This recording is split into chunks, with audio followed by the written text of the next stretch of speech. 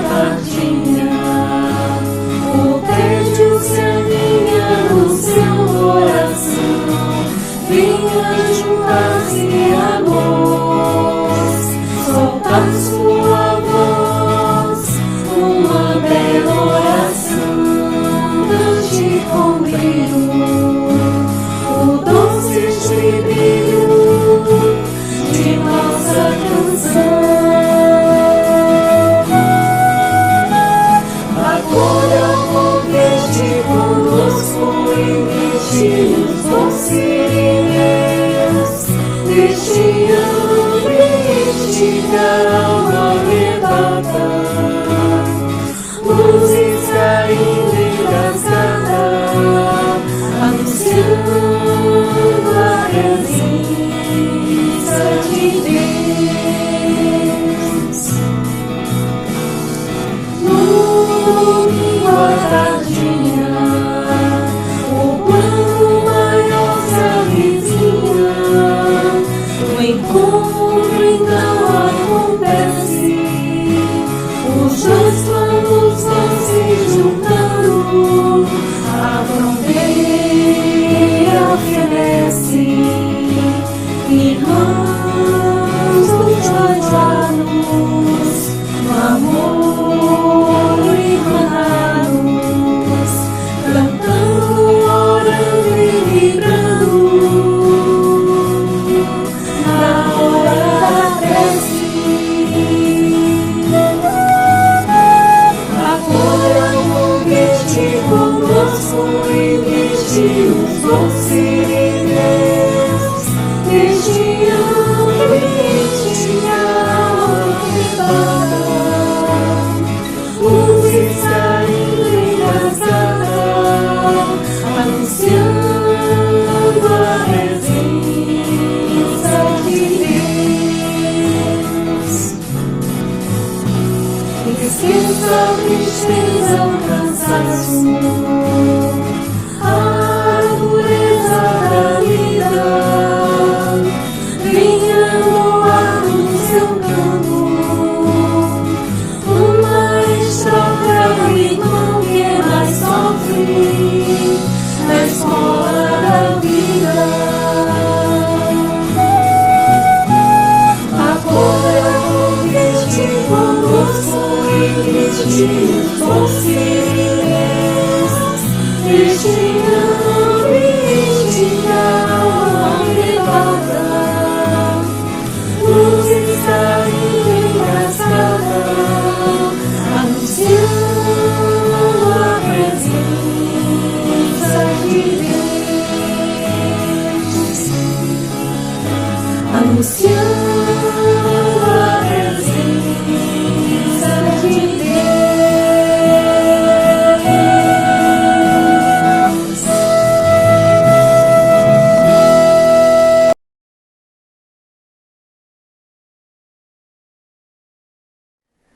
Boa noite, meus irmãos, minhas irmãs, sejam todos bem-vindos a mais um domingo da Hora da Prece, nesse primeiro domingo do mês de agosto. Nos encontramos agora interligados por pensamentos, por vibrações benfazejas, que atingem a todos os nossos irmãos que precisam e nos auxilia nessa caminhada e nesse trilhar do dia. E para iniciar o nosso momento, vamos fechar os nossos olhos, elevar o nosso pensamento a Deus e agradecermos por mais um momento em que estamos reunidos. Mesmo à distância, Pai, sabemos que não nos abandona e fortalece essa corrente no amor, no bem, na fraternidade, em que todos estamos agora neste momento em comunhão. Mestre amado Jesus, ilumina os nossos irmãos que estão em hospitais, os nossos irmãos que estão em leitos de dor, nossos irmãos que estão em penitenciárias, as nossas crianças que estão em abrigos. Ilumina e auxilia também os nossos irmãos desencarnados, que retornaram à pátria espiritual, em especial aos nossos irmãos que retornaram devido à Covid, possam ser amparados e auxiliados pela espiritualidade amiga. Que a tua paz, Mestre, permaneça conosco neste momento de vibração e de harmonia, para que possamos aprender o máximo dos teus ensinamentos. Que a tua paz permaneça sempre em cada um de nós. Que assim seja. E assim, vamos iniciar hoje com a leitura do livro Fonte Viva, a mensagem 17, que intitula-se Cristo e Nós. E disse-lhe o Senhor em visão: Ananias? E ele respondeu: Eis-me aqui, Senhor. Atos, capítulo 9, versículos 10. Os homens esperam por Jesus e Jesus espera igualmente pelos homens. Ninguém acredite que o mundo se redima sem almas redimidas. O Mestre, para estender a sublimidade do seu programa salvador, pede braços humanos que realizem e intensifiquem. Começou o apostolado buscando o concurso de Pedro e André, formando em seguida uma assembleia de 12 companheiros para atacar o serviço da regeneração planetária. E, desde o primeiro dia da Boa Nova, convida, insiste e apela, junto das almas, para que se convertam em instrumentos de sua divina bondade, dando-nos a perceber que a redenção procede do alto, mas não se concretizará entre as criaturas sem a colaboração ativa dos corações de boa vontade. Ainda mesmo quando surge pessoalmente, buscando alguém para a sua lavoura de luz, qual aconteceu na conversão de Paulo, o Mestre não dispensa a cooperação dos servidores encarnados. Depois de visitar o doutor de Tarso, diretamente procura Ananias, enviando-o a socorrer o novo discípulo. Por que razão Jesus se preocupou em acompanhar o recém-convertido assistindo-o em pessoa? É que, se a humanidade não pode iluminar-se a progredir sem o Cristo não dispensa os homens na obra de soerguimento e sublimação do mundo. Abre aspas, ide e pregai. Eis que vos mando. Resplandeça a vossa luz diante dos homens. A seara é realmente grande, mas poucos são os ceifeiros. Fecha aspas. Semelhantes afirmativas do Senhor provam a importância por ele atribuída à contribuição humana. Amemos e trabalhemos, purificando e servindo sempre. Onde estiver um seguidor do Evangelho, aí se encontra um mensageiro do amigo celestial para a obra incessante do bem. Cristianismo significa Cristo e nós. Somos também responsáveis e trabalhadores da seara do Cristo. Temos um papel importante nessa transformação para o mundo de regeneração.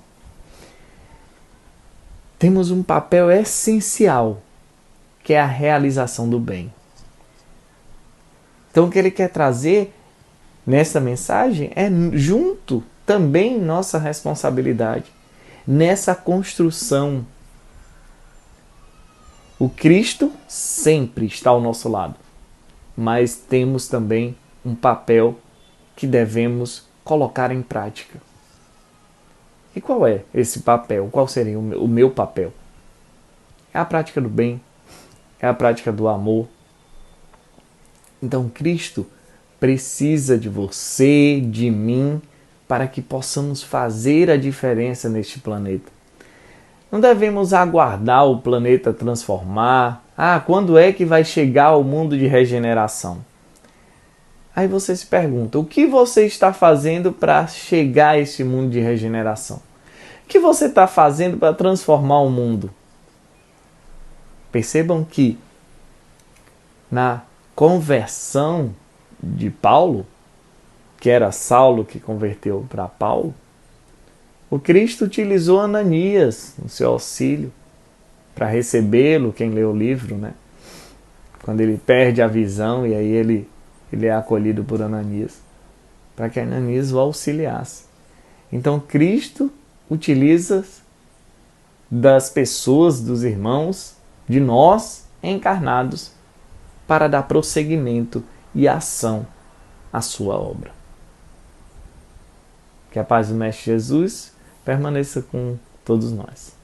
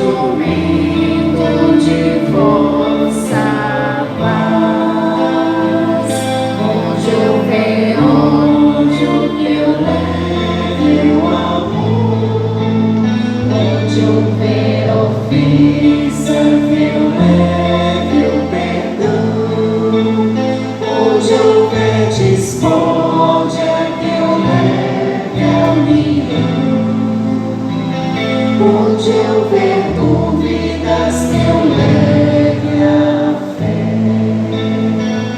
Onde eu ver erros, que eu leve a verdade. Onde eu ver desespero, que eu leve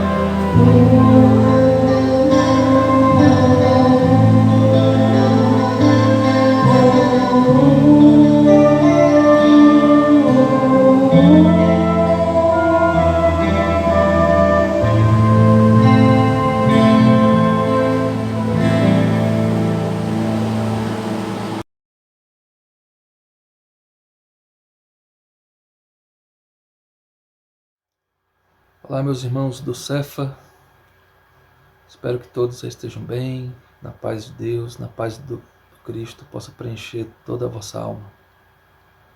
Nós estamos aqui para considerar o Evangelho segundo o Espiritismo, capítulo 14, item 8, a parentela corporal e a parentela espiritual.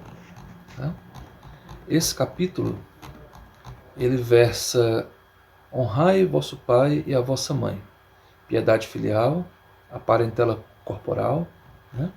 Então vamos ver aqui o que os espíritos superiores querem nos esclarecer sobre essa questão da parentela corporal e a espiritual.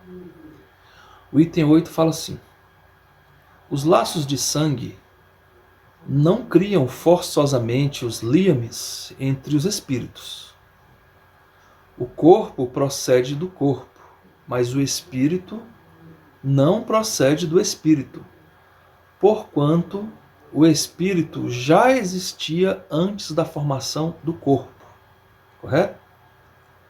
Não é o pai quem cria o espírito de seu filho, mas ele não faz mais do que lhe fornecer o invólucro corpóreo, cumprindo-lhe, no entanto, auxiliar o desenvolvimento intelectual e moral do filho para fazê-lo progredir, se desenvolver.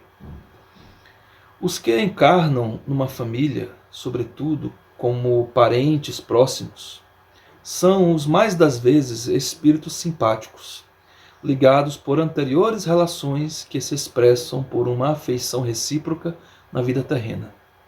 O que os espíritos estão falando aqui é que a parentela corporal, ela se dá aqui mesmo na Terra. Que o pai ou a mãe, os pais, que geram um novo corpo, eles não podem gerar um novo espírito, um novo espírito imortal, antigo, que já reencarnou várias vezes. Os pais conseguem gerar um novo corpo para um espírito pré-existente, correto? Então vamos adiante. Mas também pode acontecer que sejam completamente estranhos uns aos outros, esses espíritos, afastados entre si por antipatias igualmente anteriores, que se traduzem na Terra por mútuo antagonismo, que aí lhes serve de provação. Os pais formam uma célula familiar, com 3, 4 filhos em uma família. Porém, os espíritos que lá estão, eles podem fechar inimigos anteriores, desafetos anteriores de outras vidas, que estão vindo nessa vida para se acertarem, para encontrar o caminho do bem, o caminho do amor, o caminho da concórdia. Imagina o tanto de amor maternal que uma mãe projeta no seu filho.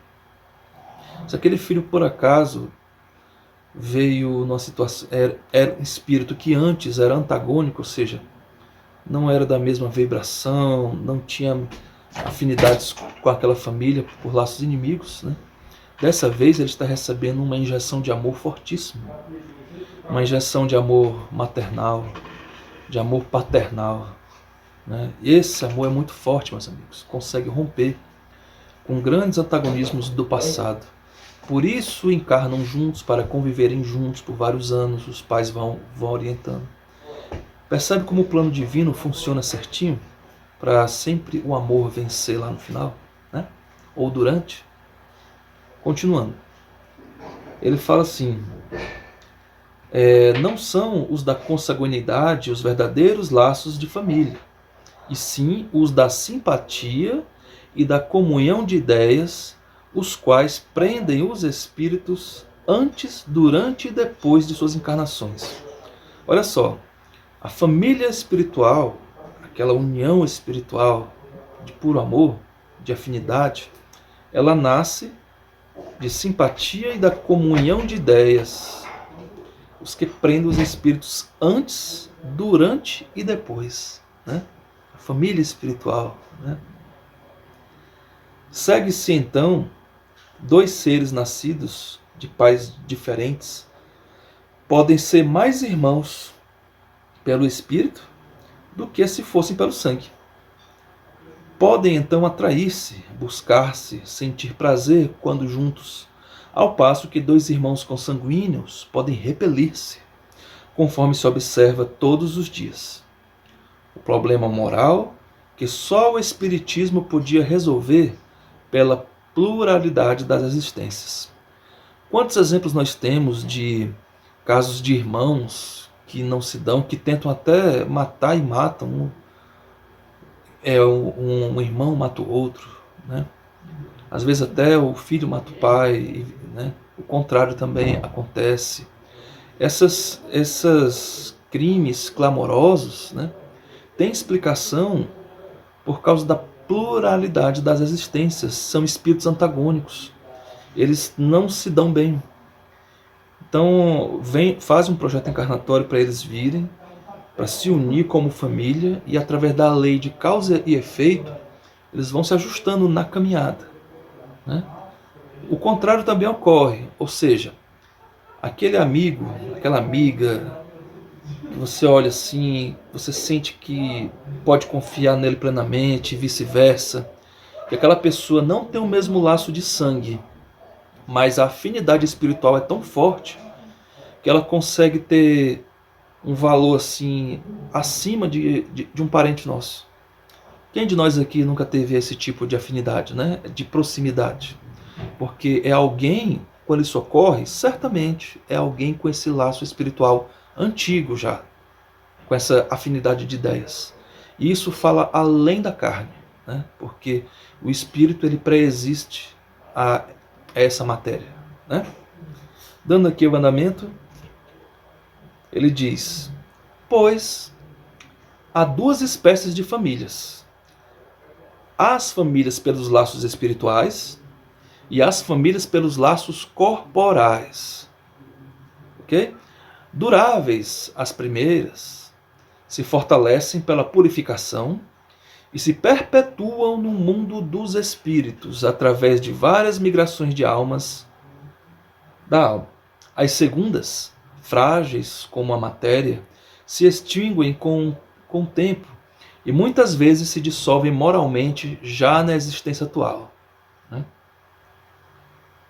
Olha só, foi o que Jesus quis dizer, quis tornar compreensível, dizendo a seus discípulos: aqui estão minha mãe e meus irmãos, isto é, minha família pelos laços do Espírito, pois todo aquele que faz a vontade de meu Pai que está nos céus é meu irmão, minha irmã e minha mãe.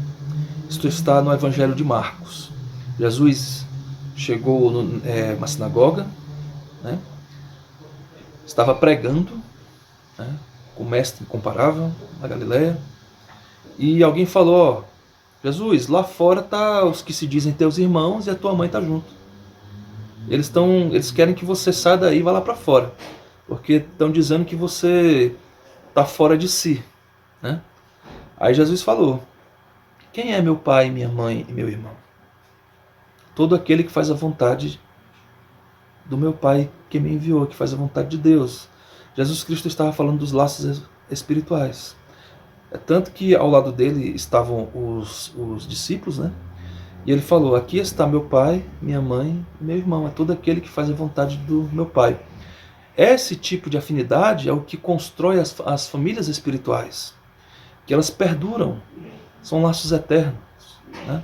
São essas afinidades. Jesus Cristo não quis destratar sua família, não.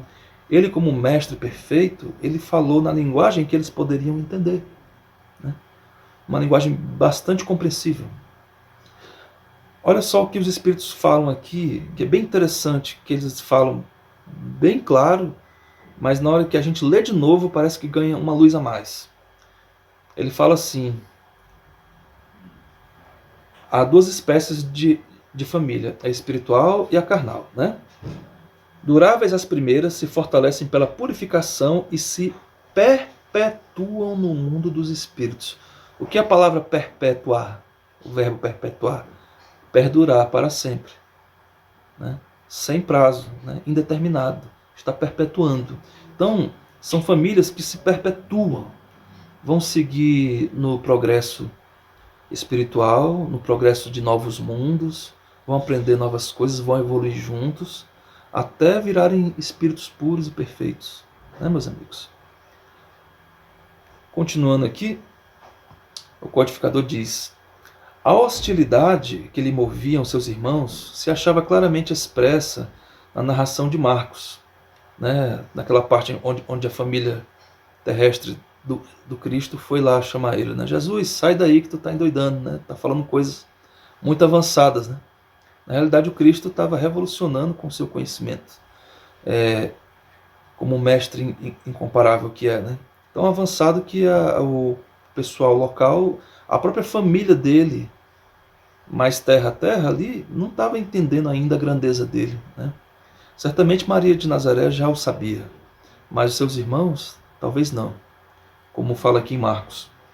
Informando a chegada deles, conhecendo os sentimentos que nutriam a seu respeito, era natural que Jesus dissesse, referindo-se a seus discípulos, do ponto de vista espiritual: eis aqui meus verdadeiros irmãos.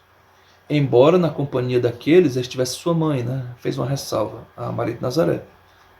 Ele generaliza o ensino o ensino que de maneira alguma implica que haja pretendido declarar que sua mãe, segundo o corpo, nada lhe era como o espírito. Só indiferença lhe merecia. Não, Jesus Cristo não quis falar isso. Ele provou suficientemente o contrário em várias outras circunstâncias, né? Inclusive, quando ele está nos estertórios da morte, né, na cruz ainda, ele confia Maria de Nazaré aos cuidados do apóstolo João, o discípulo amado, né? Ele fala: aí está a tua mãe, né? E depois eles vão juntos para Éfeso. Então, esse foi o nosso evangelho, onde, com muita inspiração aqui, o codificador dissecou bem certinho. A família terrena, ela pode ser temporária, e são laços que podem ser tantos feitos anteriormente, em muitas vidas atrás, com pessoas que se amam, que têm afinidades, como pode ser também com pessoas que são antagônicas, vieram nessa vida para se resolver, né? Então é tão bom quando isso ocorre. Às vezes a gente tem alguém na família, um irmão, que você olha assim: não, esse aqui não é meu irmão, ele não nasceu do mesmo pai, da mesma mãe, né? Isso é uma declaração muito terrena, né? Na realidade, aquele espírito é diferente. Ele veio embarcado nessa família para se resolver com todos. Pode acontecer, inclusive, nas obras de André Luiz fala muito isso, né? Casos assim, a obra Libertação, a obra Sexo e Destino. André Luiz vai acompanhar um caso que aconteceu no Brasil Imperial, que as almas estavam reencarnando novamente na década de 60, né? Então nós vamos ver um caso lá de um pai e de uma mãe que eram antagônicos, e vem uma filha que estava diretamente ligada a um crime que foi feito lá no passado, e depois todo mundo vai se acertando, né? O amor vai vencendo. Nós vamos ter casos assim nas obras de André Luiz, viu, meus amigos? Nós convidamos todos aqui a ir lá ler, né? Porque complementa o que está sendo falado aqui na codificação. Mas fica aqui a nossa recomendação de estender o amor, né? Tanto na nossa parentela como fora dela, pois somente o amor é suficientemente forte e puro para romper com os laços antagônicos do passado. Então vamos aproveitar essa oportunidade de ouro que é essa encarnação, esse momento ímpar que o mundo está passando, atravessando uma pandemia. O mundo está precisando de colo, de abraço, de muito amor, compreensão, paciência, perseverança. Assim nós iremos nos consolidar mais ainda como trabalhadores do Cristo e nos filiando de fato e de vez à nossa família espiritual, que são os que têm a mesma maneira de pensar, de agir, que é a evolução, é o caminho do Cristo, tá bom? Pois vamos em frente, viu? Um forte abraço a todos.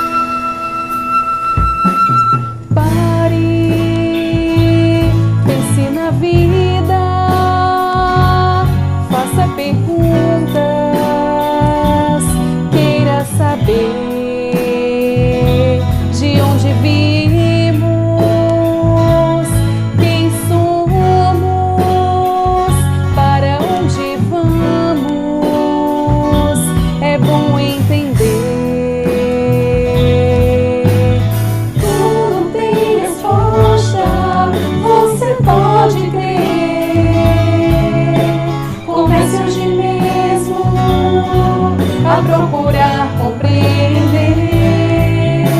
A terra é apenas uma escola sideral, é uma passagem da vivência espiritual.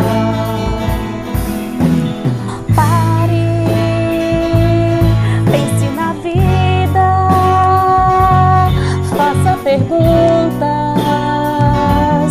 queira saber, porque Deus então criaria tantos planetas na imensidão. Tudo tem resposta, você pode crer. Comece hoje mesmo a procurar compreender. Deus que é Pai poderoso não criaria nada em vão. Não somos os únicos seres da sua criação. Pare, pense na vida, faça perguntas, queira saber. Se só temos uma existência na Terra, por que tanta diferença entre as pessoas? Tudo tem resposta, você pode crer. Comece hoje mesmo a procurar compreender.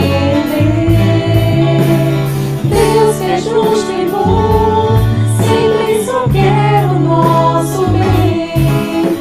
O que vemos são colheitas de um passado mais aquém.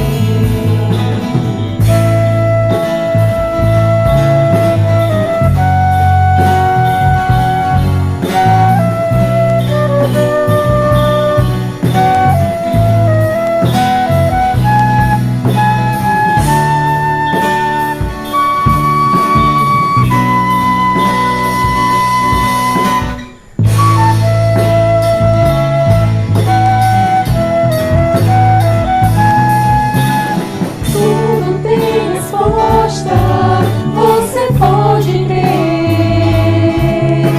Comece hoje mesmo a procurar compreender. A terra é apenas uma escola sideral, é uma passagem da vivência espiritual.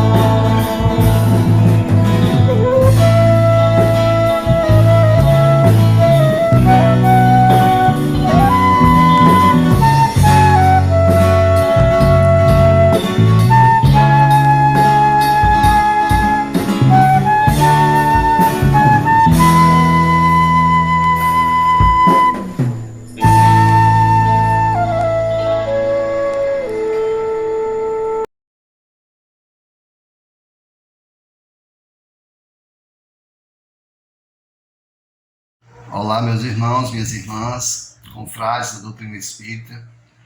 É imensa satisfação estar aqui nesse domingo para a gente falar um pouquinho aí sobre o Livro dos Espíritos. Hoje nós trazemos as perguntas 549 e 550 do livro 2, do capítulo 9. Fala sobre pactos. Então vamos entender um pouquinho aí esse assunto, muitas vezes envolto em mistérios, envolto em determinismos, da não solução, do não desprendimento. É bem interessante esse esclarecimento que nossos irmãos espirituais nos trazem. Então vamos lá. A pergunta 549 diz o seguinte: há algo de verdadeiro nos pactos com os espíritos maus? Vejamos. E é que nossos irmãos espirituais nos respondem: não. Não há pactos, mas uma natureza má que simpatiza com os maus espíritos. Eles vão dar um exemplo, né? Por exemplo, queres atormentar teu vizinho e não sabes como fazê-lo. Então, chama os espíritos inferiores que, como tu, só desejam o mal e, para ajudar-te, querem que os sirvas em seus maus propósitos. Mas isso não quer dizer que teu vizinho não possa livrar-se deles por uma conjuração contrária ou por sua vontade. Aquele que deseja cometer uma má ação chama por isso mesmo maus espíritos para ajudá-lo. Então, essa pessoa é obrigada a servi-los como eles o serviram, pois também precisam dessa pessoa para o mal que desejam fazer. Somente nisso consiste o pacto.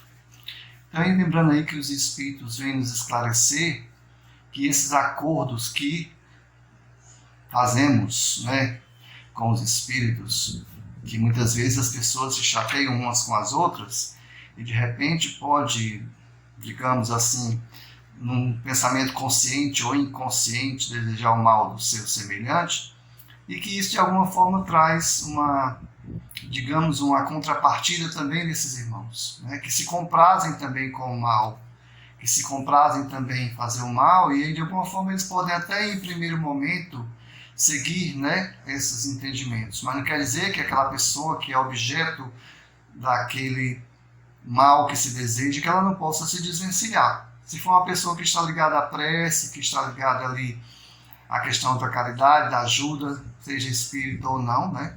A gente pode citar aí como exemplo uma leitura que tem, de um texto que se fala sobre José Onofre, né?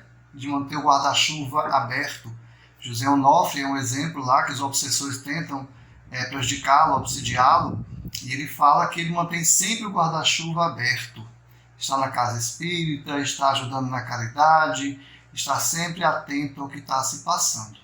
Então ele fala dessa blindagem, um termo bem atual que a gente pode usar hoje, essa blindagem que a gente pode fazer através da prece, através da ajuda, através da caridade que se faz, através da sintonia com os bons espíritos. E aí Kardec esclarece o seguinte: a dependência em que o homem às vezes se encontra em relação aos espíritos inferiores provém de sua entrega aos maus pensamentos que eles lhe sugerem, e não de quaisquer estipulações entre eles e os espíritos. O pacto, no sentido vulgar atribuído a essa palavra, é uma alegoria que representa uma natureza má que simpatiza com espíritos malfeitores. Ele vem esclarecer que esse pacto, muitas vezes, é um pacto, digamos, tácito, né? Muitas vezes é no pensamento que nós temos, desejo se comprazer com o mal do outro, e não necessariamente precisa nem verbalizar esse sentido, esse sentimento, mas muitas vezes sopram aquelas ideias ligadas ao mal, a fazer o mal ao semelhante, e a gente já recebe, né, acolhe essa ideia, nessa contrapartida a gente vai se enredando nessa rede que nós mesmos iniciamos, né, os nossos pensamentos. Então ele lembra muito aqui do Chico Xavier, quando ele fala assim, para a gente sentir raiva de alguém, a gente fazer como se estivesse com a boca com um copo cheio d'água e contar até 10, para não tomar decisões de cabeça quente, para não, de repente, se enveredar por um caminho que a gente não deseja, tá certo? Então vamos lá. A pergunta 550 diz o seguinte: qual é o sentido das lendas fantásticas segundo as quais indivíduos teriam vendido sua alma a Satã para dele obter certos favores? Então vamos lá. O que é que os espíritos respondem? Todas as fábulas encerram um ensinamento e um sentido moral. Vosso erro está em torná-las ao pé da letra, em tomá-las ao pé da letra. A lenda dos pactos é uma alegoria que se pode explicar assim: aquele que invoca os espíritos para ajudá-lo a obter os dons da fortuna ou qualquer outro favor, rebela-se contra a providência. Renuncia à missão que recebeu e às provações a que deve submeter-se neste mundo e sofrerá as consequências na vida que está por vir. Isso não quer dizer que sua alma esteja para sempre consagrada à infelicidade. Mais uma vez, em vez de dedicar-se da matéria, nela se embrenha cada vez mais. O que ele tiver desfrutado de prazeres na terra não terá no mundo dos espíritos, até que eu os tenha resgatado através de novas provações, talvez maiores e mais penosas, por seu amor aos prazeres materiais ele se coloca na dependência dos espíritos impuros. É um pacto tácito entre ele e esses espíritos, e que o conduz à perdição. No entanto, é sempre fácil romper esse pacto com a assistência de bons espíritos, desde que se tenha vontade firme. Então, antes de tudo, é bom a gente lembrar que o mal em nós ele é transitório, é o primeiro de tudo. Não existe o espírito criado mal e outro espírito criado bom. Não teria mérito, não teria justiça divina se assim o fosse. Então, o primeiro momento a gente tem que partir dessa premissa, partir dessa condição.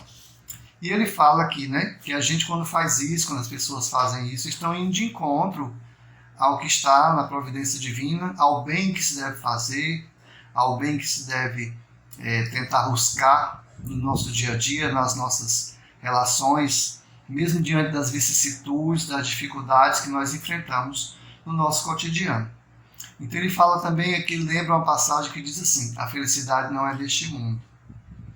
Quando a gente vive só para o mundo material, quando a gente vive esquecendo que a gente também é espírito, nem só de pão vive o homem, disse o Mestre Jesus, e a gente precisa também alimentar o espírito através da caridade, através do perdão, através do amor ao nosso semelhante, que não necessariamente esse semelhante ou esse próximo tem que ser consanguíneo, ou seja, de nossa mesma religião ou de nossa mesma crença. Somos todos irmãos, né? A família universal. Lembrando disso. E aqui eu lembro um pouquinho do livro do Manuel Filomeno de Miranda, só para ilustrar esse momento, mostrando que não há essa fatalidade, né, de nos ligarmos aos espíritos maus ou nos ligarmos aos nossos atos de outros tempos ou mesmo desta encarnação.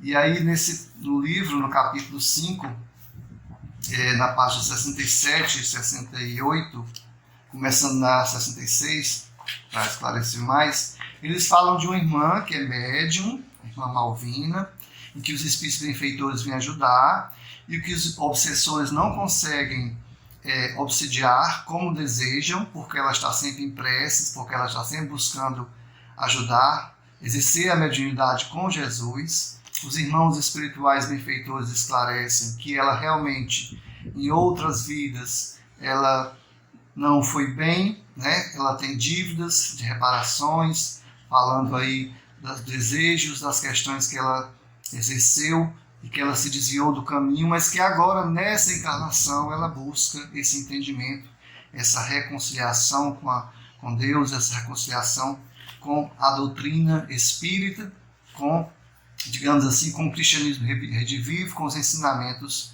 cristãos. Então, lembrando aqui para ilustrar que sim, que é possível esse desvencilhar e que a gente pode seguir o caminho de Jesus independente de qualquer situação.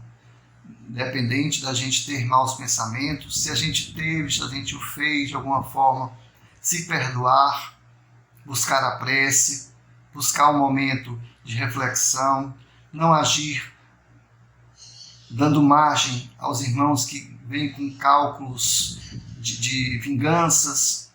É esse entendimento que a gente pode ter de que é possível sim o desvencilhamento, e se é possível nós nos vincularmos aos irmãos que se comprazem com o mal, também é possível nós nos ligarmos aos irmãos que ajudam, aos irmãos do bem, aos benfeitores espirituais. E o Evangelho é esse remédio, o Evangelho é essa busca, e a prece é a prática da caridade. Bem, meus irmãos, é isso, é essa a reflexão que tinha para hoje, e eu espero ter ajudado e contribuído no esclarecimento sobre essas nossas relações com os nossos irmãos espirituais, e agradecendo sempre a Jesus Cristo por nos permitir esse contato e essa doutrina de grande esclarecimento para todos nós. Uma boa noite a todos, um forte abraço e até a próxima. Tudo de bom.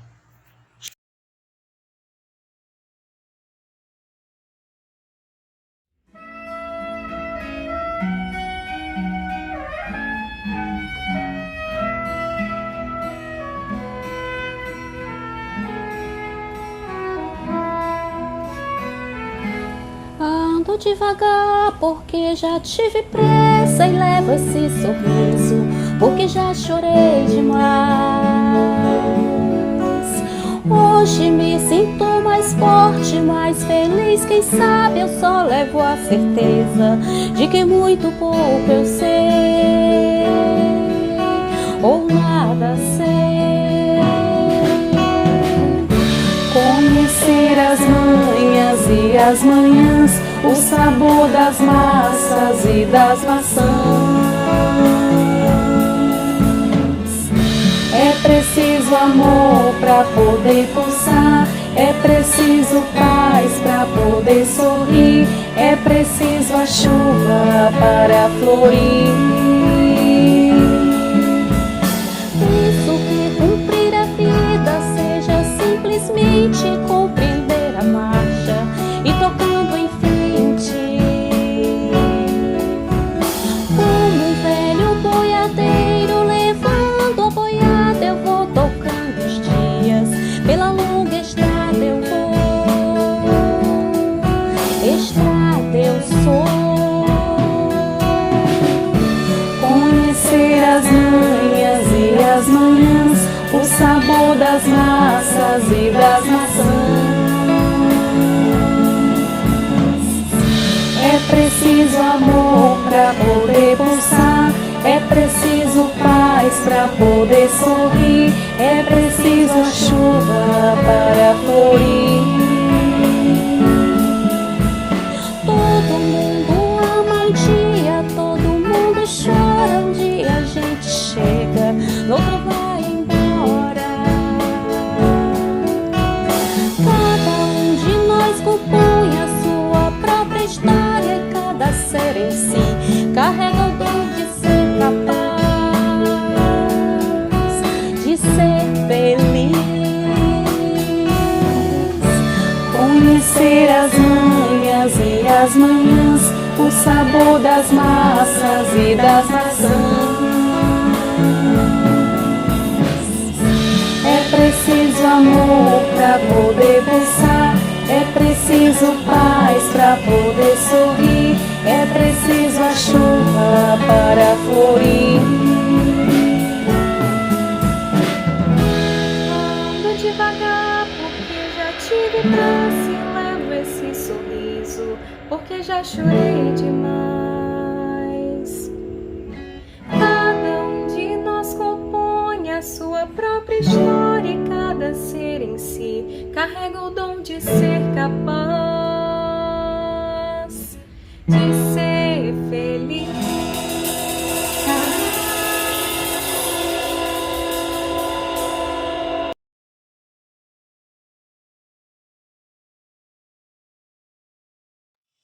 Irmãos queridos, boa noite.